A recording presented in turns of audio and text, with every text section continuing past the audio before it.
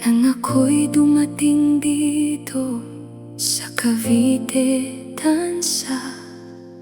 Maraming pangarap, maraming pangamba. Hindi ko alam ang landas na tatahakin, ni hindi ko alam kung saan ako dadalhin.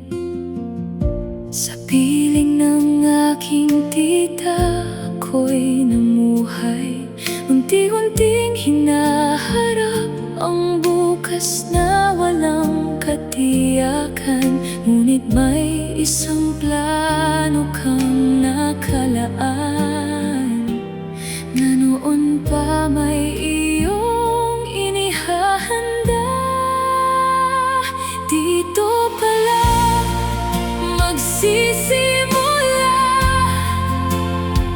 ang pinakamagandang kwento ng aking buhay, sa lungsod na hindi ko pinili. Ikaw pala ang aking natagpuan.